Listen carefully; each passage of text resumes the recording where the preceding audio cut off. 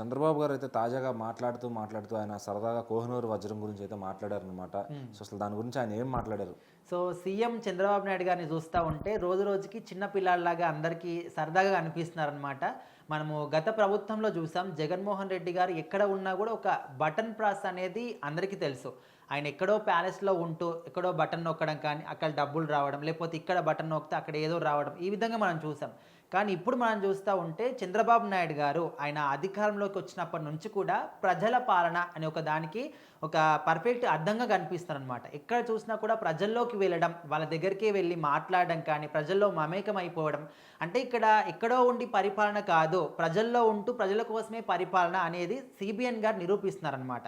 మనము daily social media ఏదో ఒక వీడియోని చూస్తూనే ఉంటాం. అక్కడ స్కూల్ దగ్గరికి వెళ్ళి మాట్లాడడం కావచ్చు, పిల్లలతో పాటు కూర్చొని అన్నం తినడం కావచ్చు, లేకపోతే ఊర్లోకి వెళ్ళి సరదాగా అందరితో కలిసి మాట్లాడడం, రోడ్ వెంబడి నడవడం కానీ, ఆయనతో పాటు లోకేష్ గారు కూడా ఉండడం కానీ. సో ఇలాంటి వీడియోస్ మనం చూస్తూ ఉంటే అసలు ఈయన ఒక సీఎం అయిన వారు ఎక్కడో వాళ్ళ ఇంట్లో ఉండో, లేకపోతే ఏదో ప్యాలెస్లో ఉండో, ఏదో ఆఫీస్లో ఉండో అంతా నడిపించుకుంటారు. కానీ ఈ విధంగా జనాల్లోకి రావాల్సిన అవసరం ఏంటి?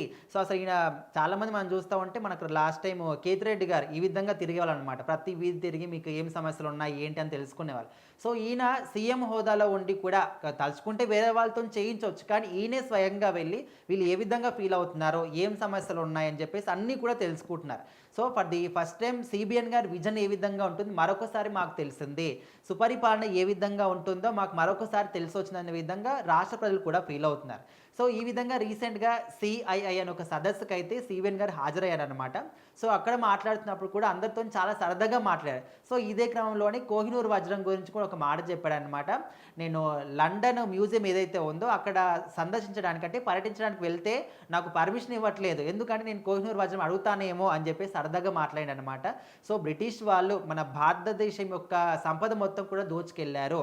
సో ఇప్పుడు అందరూ కూడా అంటూ ఉంటారు, భారతదేశం ఇంకా డెవలపింగ్ కంట్రీ, ఆల్రెడీ వేరే కంట్రీస్ అన్ని కూడా డెవలప్ అయిపోయాయి అని చెప్పేసి. కాకపోతే వాళ్ళు ఏ విధంగా డెవలప్ అయ్యారంటే మన దేశ సంపద అంతా కూడా దోచుకొని వెళ్ళిపోయారు.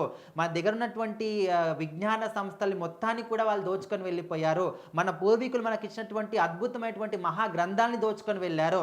సో వాళ్ళు తీసుకెళ్ళి చదువుకున్న తర్వాత మన జ్ఞానాన్ని మొత్తం వాళ్ళు తీసుకొని ఇంకా వీళ్ళు కూడా ఎక్కడ జ్ఞానాన్ని పొందుతారేమో, ఎప్పటికైనా వీళ్ళ దగ్గరికి వెళ్తాయేమో అని చెప్పేసి ఆ గ్రంథాలని కాల్చివేసినటువంటి సందర్భాలు కూడా చాలా ఉన్నాయి. కానీ ప్రజెంట్ ఉన్న వాళ్ళు చాలామంది కూడా మాట్లాడతారు, భారతదేశంలో ఏముంది, హిందూ దేశంలో ఏముంది, అక్కడ చూడండి అవి డెవలప్ అయ్యాయి, అక్కడ హిందుత్వం లేదు, హిందూ ధర్మం లేదని చెప్పేసి చాలామంది హేళనగా మాట్లాడుతూ ఉంటారు.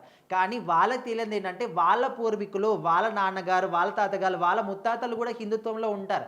సో ఇవన్నీ కూడా మర్చిపోతూ ఉంటారు. సో మొత్తానికి కోహినూర్ వజ్రం కూడా బ్రిటిష్ వాళ్ళు దోచుకెళ్లారు. సో అందరికీ తెలిసిందే. సో ప్రజెంట్ అయితే లండన్ మ్యూజియంలో ఉంది. ఇంకా దీని గురించి మాత్రం సిబిఎన్ గారు సరదాగా మాట్లాడిన మాటలు ఇప్పుడు సోషల్ మీడియాలో అందరికీ కూడా షేర్ చేస్తున్నారు.